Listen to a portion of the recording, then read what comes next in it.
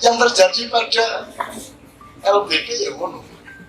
Saya kasih tahu, jangan dipikir kalau orang datang ke saya pasti urusannya politik. Mereka tahu ada yang mereka berani katakan kepada saya dan ada yang tidak berani mereka katakan. Ada orang yang nggak mungkin, misalnya saya nawari uang ke saya, itu mustahil ada orang menawari uang ke saya. Nggak mungkin Wani ngomong duit ke aku, nggak mungkin. Ada tadi teman-teman Waksitor mengatakan maknya itu sudah bola salju, tinggal menunggu siapa yang akan meminangnya. Teman-teman grup di Washington sana, saya mengatakan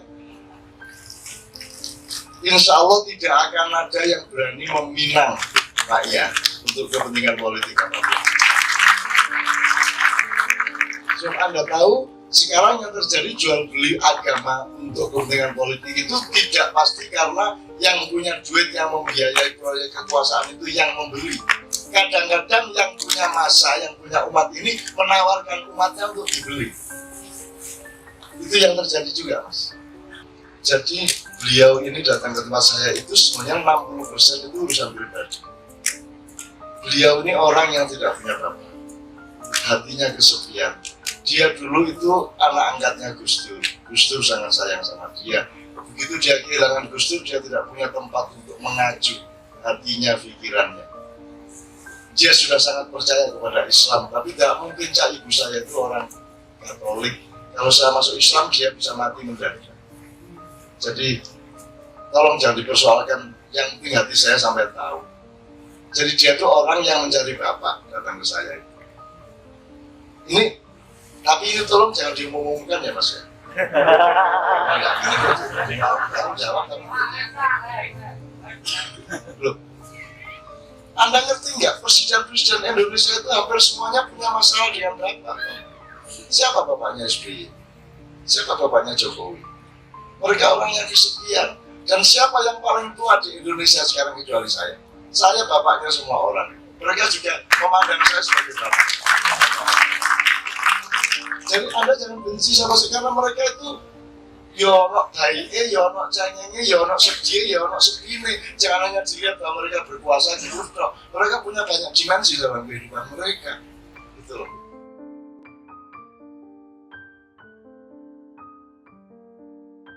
Sampai karo Pak Luhut ngomong-ngomong aja empat mata. Ya betul nggak? Yang empat mata itu loh. Ya, ayo, yang empat mata saja nih apa? Itu nanti yang terakhir. Jadi karo Pak Luhut itu apa? Empat mata loh. Yang empat mata. Semua tak besarin hatinya. Yang terjadi pada LBP ya mono. Saya kasih tahu. Jangan dipikir kalau orang datang ke saya pasti urusannya politik.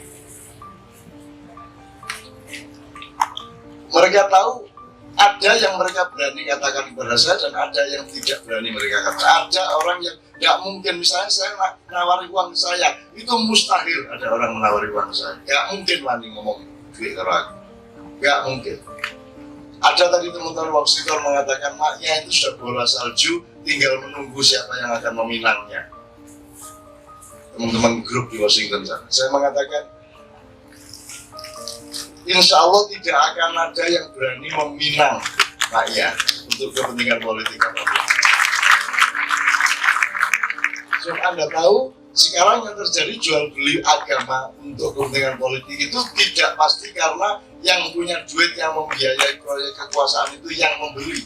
Kadang-kadang yang punya massa, yang punya umat ini menawarkan umatnya untuk dibeli. Itu yang terjadi juga, Mas. Ya.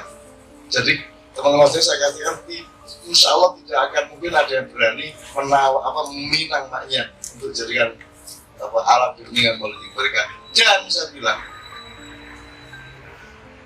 sedikit saja andaikan saya membuka pintu minangan itu, jamaahku ngamuk, nggak usah kok politik pilkada, jenengku loh, gambarku dipasang, ada salah satu web terus pasang pendiri ini dan Mainun Haji. Aku jangan duduk pendiri, aku nggak dijaluri restu. Oh iya mau api gitu dong. Ternyata gambarku dipasang jamaah ribut. Belum kok calon di situ gini. Padahal ya nggak dosa apa itu. Itu aja ribut. Terpaksa saya telepon, tolong dicopot gambar saya, dalam 2 jam hilang gambar saya.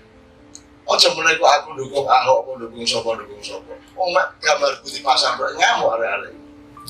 Gitu. Dan saya senang dia mau oleh Anda sekalian, saya senang Anda penjarakan di dalam gua sunyi saya. Tidak ada masalah saya. Kalau Anda masuk gua kafi, jangan dipikir gua kafi itu ditidurkan Allah kemudian mereka sunyi dan gelap. Allah mengatakan semua melihat gua itu gelap padahal di dalamnya terdapat cahaya yang terang benderang. Jadi Anda boleh mengucilkan saya tidak boleh jadi apa-apa di Indonesia. Jadi menteri dirasani, jadi pengusaha, apa dianggap kolusi, tadi apa aja oleh. Itu melok NU Muhammadiyah muring-muring, melok Muhammadiyah NU muring-muring. Saya tiap hari ngurusin Nahdien di mana-mana, tapi coba saya bersaing ingin jadi ketua PBNU. Coba apa akibatnya? Pasti akan ribut, tidak karu-karuan, dan saya pasti akan dibenci oleh sejumlah pihak kan begitu.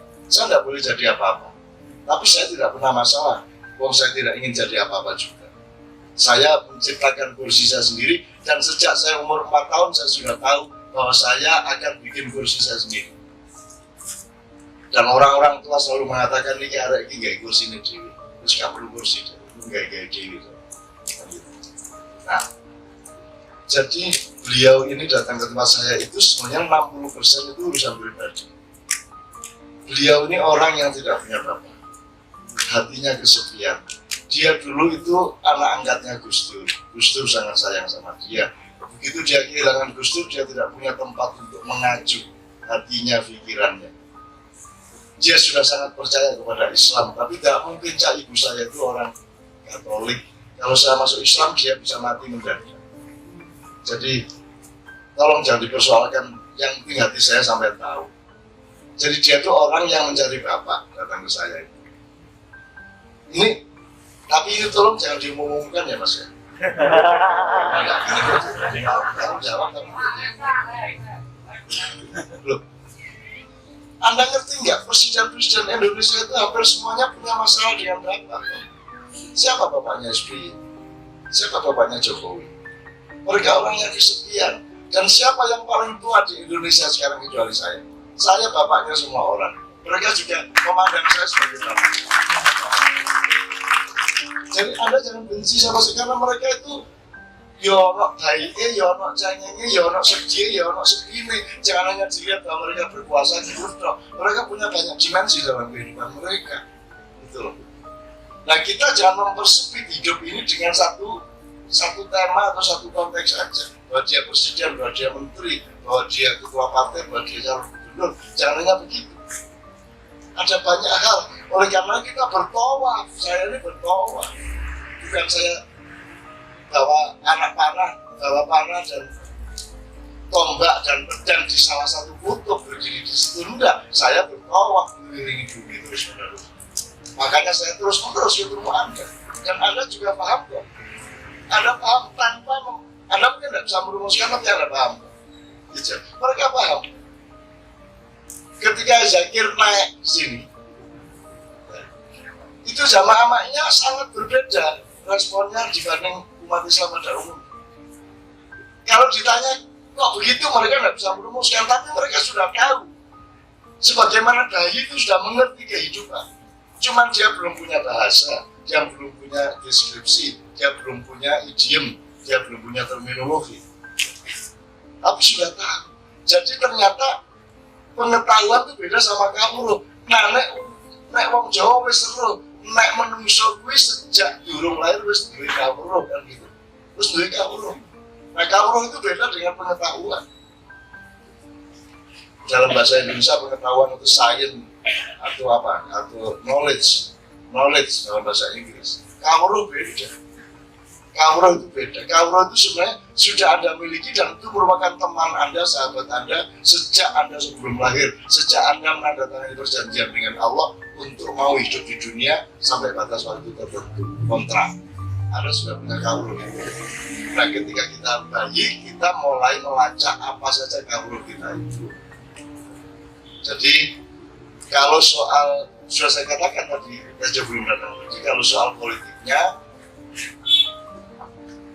ada semacam kesepakatan atau komitmen bahwa mereka itu pusing sama Ahok. Dan Ahok sendiri sudah tidak tahan hatinya, menurut dia. Jadi baik orang yang datang ke saya ini maupun orang nomor 1 di Indonesia itu ingin memastikan bahwa Ahok harus berhenti. Ini ngerepotin gitu, membebani. Susah orang Kristen jadi susah ada dia. Pemerintah juga jadi susah ada dia. Jadi komitmennya adalah andaikan pun dia menang, dia akan didesak untuk mengundurkan diri. Dan gitu tadi, retire, resign, satu. Tapi jangan lupa, bukan hanya mereka yang berkuasa. Jadi di istana itu ada 5 kelompok, Mas. Dan semua mendesak si presiden ini. Jaluk ini, kudu ini. Dia sangat terjepit di antara 5 itu, maka dia ingin ketemu bapaknya itu tadi. Ketiga. Sementara ini masih saya tolak. Sementara ini, ya. Saya pikir harus selesai pilkada dulu.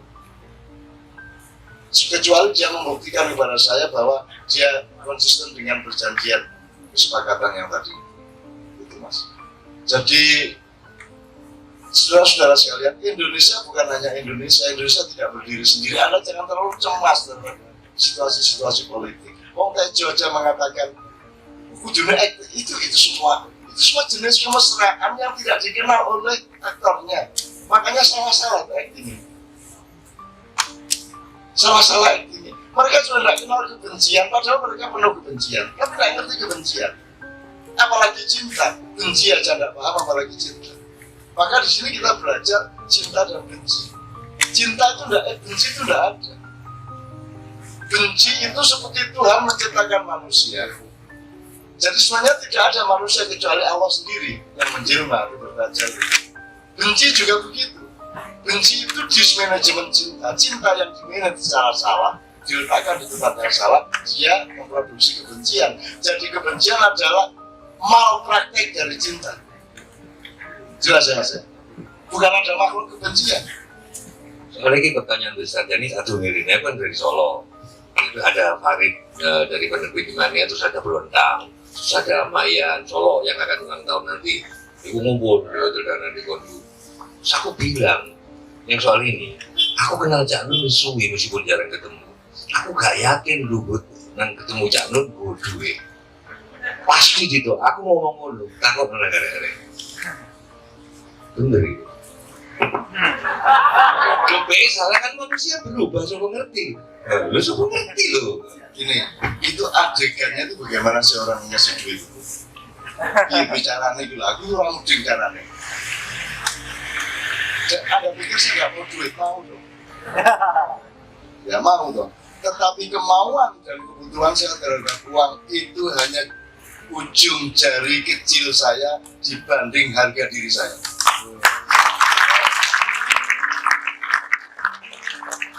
Saya pertemuan itu ada mereka semua berdua, itu yang disebut berdua itu cuma 5 menit karena dia ingin ngomong pribadi tadi.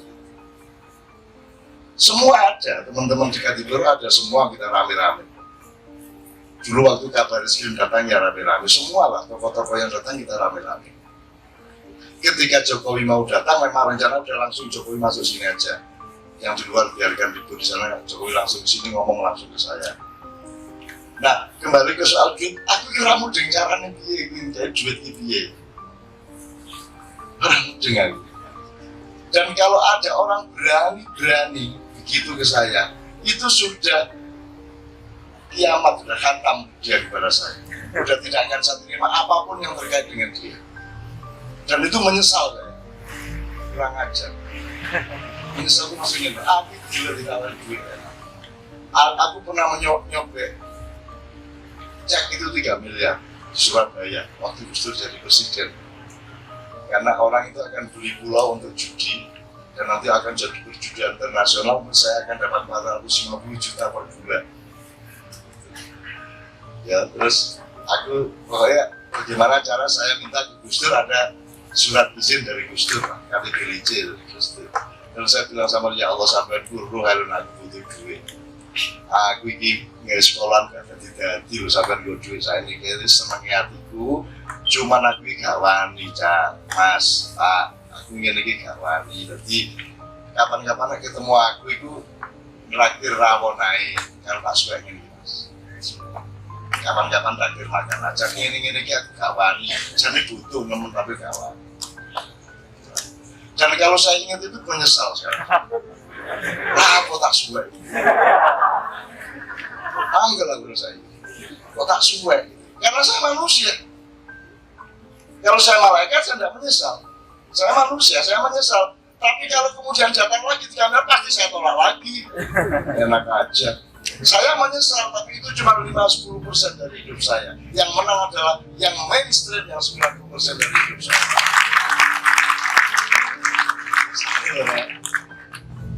Ono arek wedok ayu sampai diongkon ngeterno. Ah, ojo engko dibilang ngene. Terus akhirnya diterno Pak Ilyas. Nah, kira-kira aku menyesal nggak? Ya menyesal, coba ngajar enak Pak Ilyas ini. Tapi mau marah itu kau mana ya Pak Ilyas yang tak ngomong. Itu ya itulah hidup, gitu loh. Jadi tolong jangan indikasi dijadikan fakta. Indikasi pun apa indikasinya gitu? Enggak lah, gitu loh Jo. Apa mana Jo? Jo sampai itu. Waktu di Mesir ada gereja koptik itu di dalam gua. Gereja itu bisa menampung sekitar 20.000 jamaah. Pas metu saka pintu cilik ngono, seluruh tulisannya Arab dan bahasa Inggris. Hanya satu tulisan bahasa Indonesia dipahat itu di pintunya, "Selamat datang Indonesia." Aku tanya ke orang sana, ini kapan dibuat? Ini saat Cak Nur sama Kiai Kanjeng main di sini. Gimana ada? Tadi kan gimana? Bisa, tak kasih dulu. Ya, aku sebenarnya ingin betul ke Mesir lagi, Jo. Aku ingin betul, saya ini jadi saya sebenarnya agak jengkel sama Arab Spring ini. Penaklukan Amerika dan sekutu kepada negara-negara Timur Tengah yang membuat saya sudah punya rencana sama Syekh ya, sama Buya ya, untuk perjalanan darat dari Mesir sampai ke Tunisia, sampai ke Algeria, Aljazair, bahkan mungkin bisa sampai Senegal sama Kiai Kanjeng. Tiba-tiba Amerika nyerbu, tiba-tiba Saddam Hussein dihabisin, sopo jenenge Gaddafi dihabisin, udah gak jadi ke Libya saya. Nah, saya tidak tahu, saya mudah-mudahan Allah mengingat awakku sing dulu aku jadi tercabul ya. Al-Fatihah ya dulu ya.